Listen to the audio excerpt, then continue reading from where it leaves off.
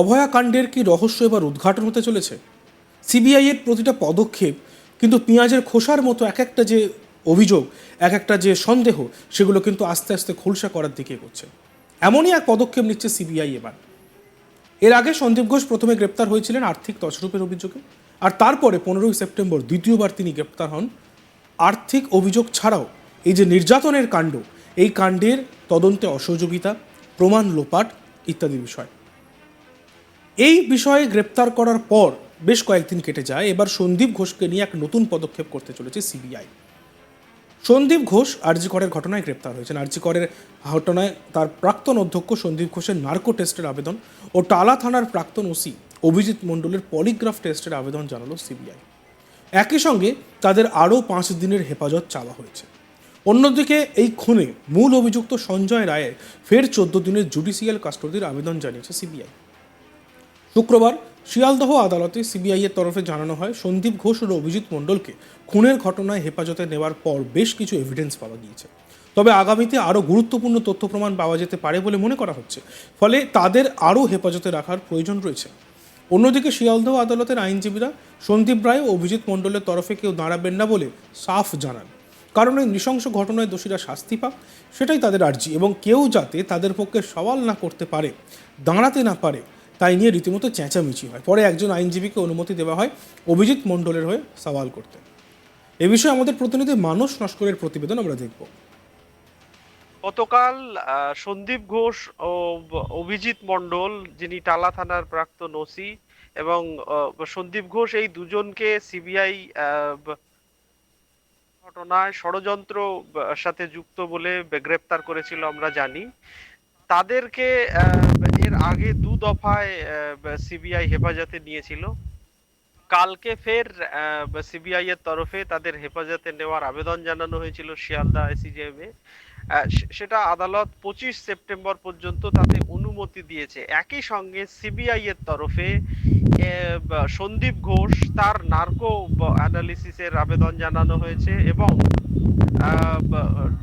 অভিজিৎ মণ্ডল OC তার polygraph টেস্টের আবেদন জানিয়েছে সিবিআই। সিবিআই অনেক আগে থেকেই এই বিষয়ে সন্দীপ ঘোষ যে প্রভাবশালী, এবং সন্দীপ ঘোষের যে কোথাও শাসক দলের সাথে যোগ রয়েছে, সেই বিষয়ে সিবিআই এখনো পর্যন্ত খোঁজার চেষ্টা চালিয়ে যাচ্ছে। এখনো পর্যন্ত সিবিআই সেরকম কোনো তথ্য প্রমাণ দিতে পারেনি, কিন্তু অভিযোগ দীর্ঘদিন থেকেই তোলা হয়েছিল। একই সঙ্গে টালা থানার ওসি যে অভিজিৎ মণ্ডল, তিনি একজন পুলিশ টালা থানার প্রাক্তন ওসি ছিলেন, কিন্তু তার সত্ত্বেও তার যে ভূমিকা, সেখানে কোথাও ওপর মহলের কলকাঠি নাড়া বা কোথাও ওপর মহলের অঙ্গুলি হেলনে তিনি চলছেন বা চলেছেন এই তদন্তের ক্ষেত্রে, বা তার যে গতিবিধি একেবারে শুরু থেকে 9 আগস্টের ঘটনা তাকে জানানোর পর থেকে তার যে গতিবিধি, এবং সন্দীপ ঘোষ তাদের এদের যে ভূমিকা, সেই ভূমিকায় কোথাও একটা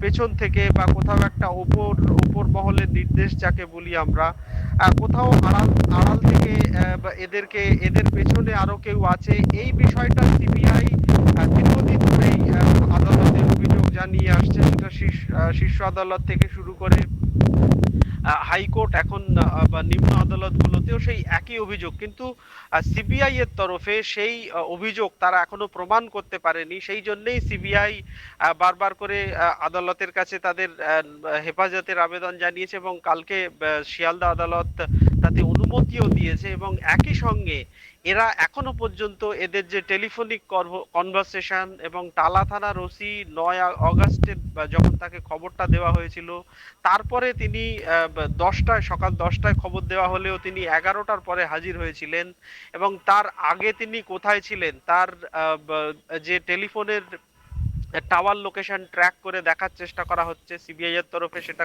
খুঁজে দেখার চেষ্টা করা হচ্ছে যে তার গতিবিধি, তিনি কোথায় ছিলেন, এবং তার সাথে সন্দীপ ঘোষ ছাড়াও আর কাদের কনভারসেশন হয়ে থাকতে পারে, এর ভেতরে আর কারা রয়েছে, সেই বিষয়টা সিবিআই খুঁজে বের করার চেষ্টা করছে। এবং সেখানে এই যে গুজরাটের কথা তুমি বললে, সেখানে কোথাও প্রভাবশালী এরা, এদেরকে কোথাও পেছন থেকে প্রভাবিত করা হয়েছে বা এদের পেছনে কেউ আছে, সেই বিষয়টা বারবার করে সিবিআই খুঁজে খুঁজে দেখার বা খুঁজে বের করার চেষ্টা করছে।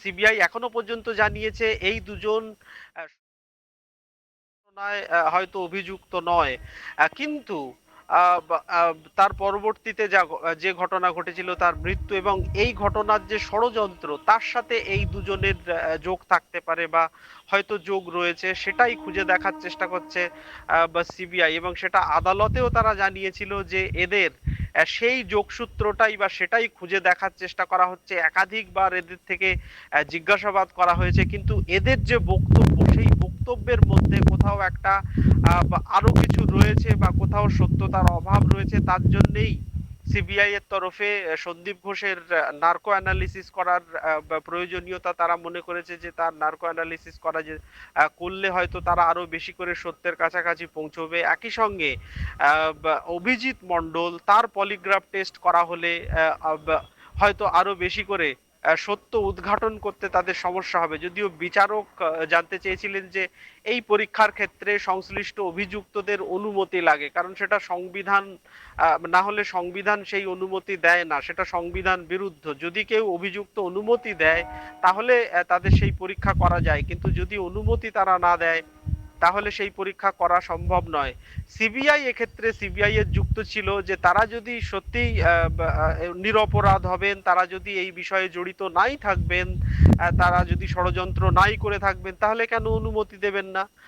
বিচারক এই বিষয়ে 23 সেপ্টেম্বর ফের শুনানির জন্য রেখেছেন, যে তারা আদৌ সম্মতি দেবে কিনা। তাদেরকে আদালতে ওই দিন শিয়ালদা এসিজিএম এ হাজির করতে নির্দেশ দেওয়া হয়েছে। সেদিন এই বিষয়ে তারা অনুমতি দেবে কিনা সেটা জানা যাবে। তারপরে সন্দীপ ঘোষের নার্কো অ্যানালিসিস হবে কিনা এবং অভিজিৎ মণ্ডলের পলিগ্রাফ টেস্ট হবে কিনা সেটা সেদিনই জানা যাবে। আরজি করের ঘটনায় হাসপাতালের প্রাক্তন অধ্যক্ষ সন্দীপ ঘোষের নার্কো টেস্টের আবেদন ও টালা থানার প্রাক্তন অফিসার ইনচার্জ অভিজিৎ মণ্ডলের পলিগ্রাফ টেস্টের আবেদন জানালো সিবিআই। একই সঙ্গে তাদের আরও 5 দিনের হেফাজত চাওয়া হয়েছে। অন্যদিকে খুনে মূল অভিযুক্ত সঞ্জয় রায়ের ফের 14 দিনের জুডিশিয়াল কাস্টডির আবেদন জানিয়েছে সিবিআই। শুক্রবার শিয়ালদহ আদালতে সিবিআই এর তরফে জানানো হয়, সন্দীপ ঘোষ ও অভিজিৎ মণ্ডলকে খুনের ঘটনায় হেফাজতে নেওয়ার পর বেশ কিছু এভিডেন্স পাওয়া গেছে, তবে আগামীতে আরও গুরুত্বপূর্ণ তথ্য প্রমাণ পাওয়া যেতে পারে বলে মনে করা হচ্ছে।